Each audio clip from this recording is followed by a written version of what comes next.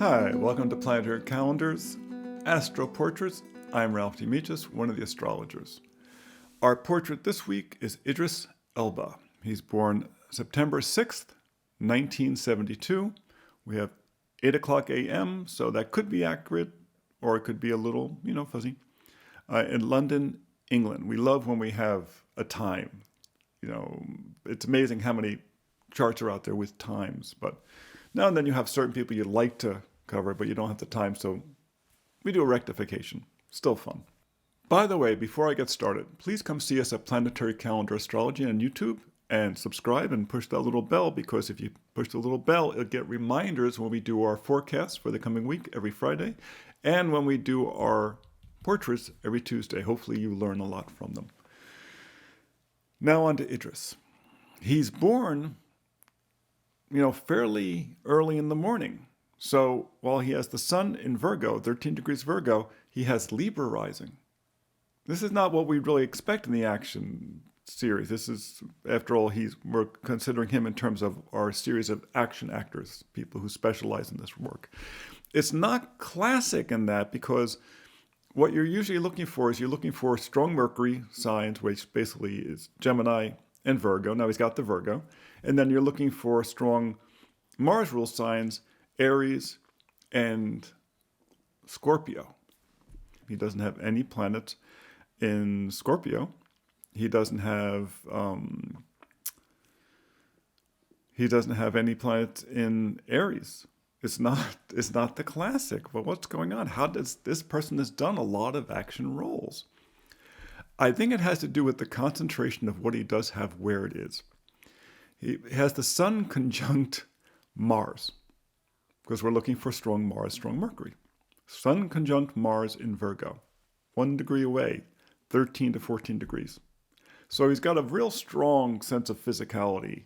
That's very unified with his energy. He also has Mercury at 1 degree Virgo. So Mercury's in its ruling position, its extrovert ruling position. Now it's the responsive position, the feminine sign, but it's at 1 degree Virgo. That's the position of the star Regulus.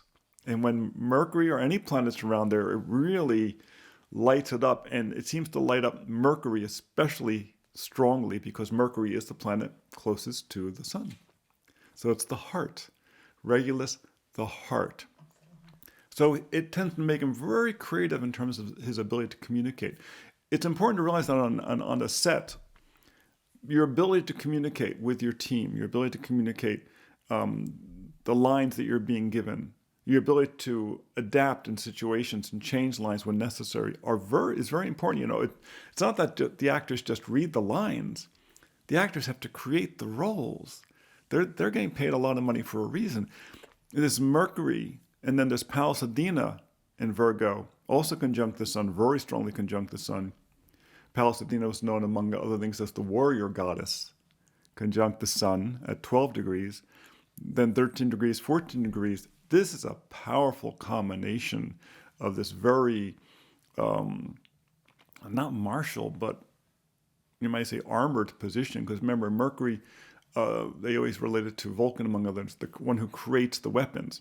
What's interesting about all this, he has the moon also in Leo. We shouldn't leave the moon out. The moon's in Leo, right out of sign, conjunct with the Mercury. So the moon in Leo loves performing. It loves, being out there. It loves being loved. The moon in Leo is a very strong position, so it's great for an actor. But all these planets in Virgo are in the 12th house.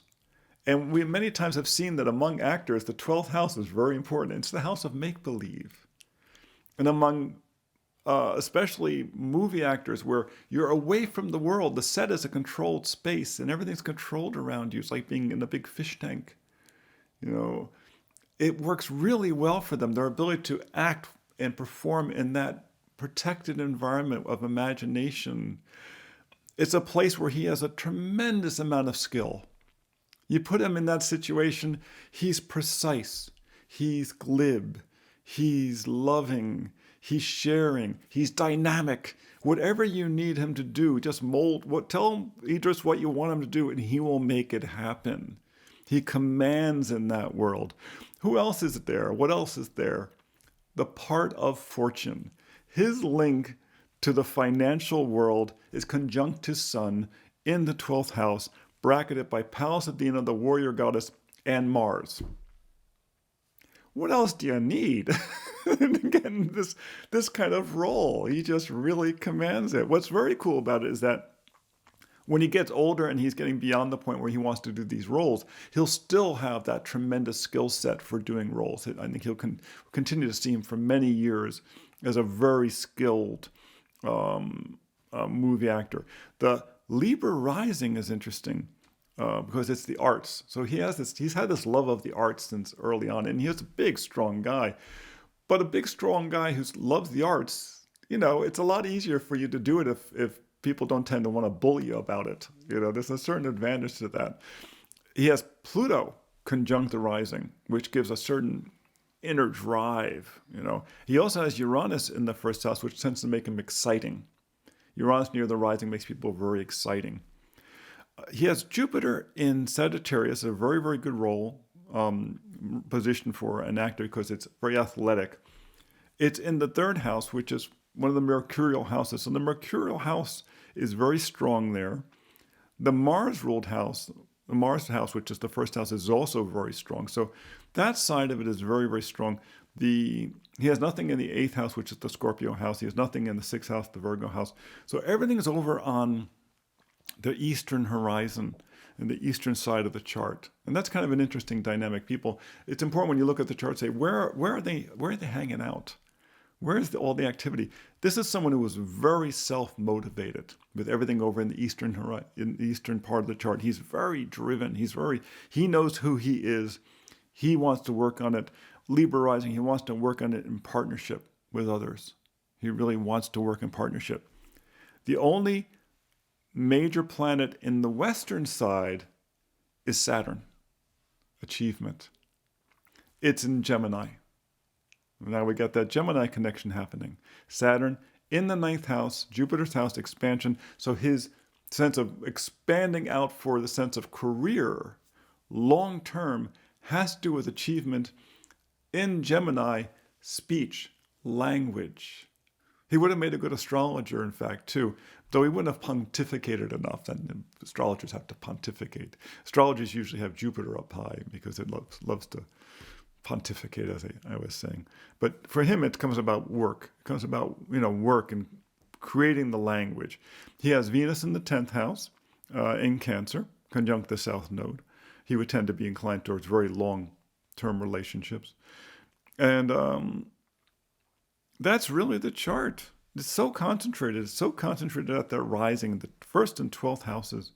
The moon up in the 11th house, he will tend to be very good to his friends, very good to his coworkers, but he really wants them to love him. He wants to be on stage. He likes the attention, the audience. He likes that. But he thrives on the movie set. He thrives there. He's just a tremendous craftsman. He's probably great to work with because he will do what needs to be done and he will do it very, very well. So like I said, not the typical action role, but with Mars, the Sun, Pallas Athena, all clustered together around the part of fortune, it certainly qualifies. So that's Idris Elba, part of our Action Actors series. Please come and see us at Planetary Calendar Astrology on YouTube. You can find our portraits every Tuesday. You can find our forecast every Friday for the coming week. Please subscribe, push that little bell so you get reminded. And you can come find your calendars, your day planners from the Planetary Calendar, your digital version at planetarycalendar.com. Until next time, be well.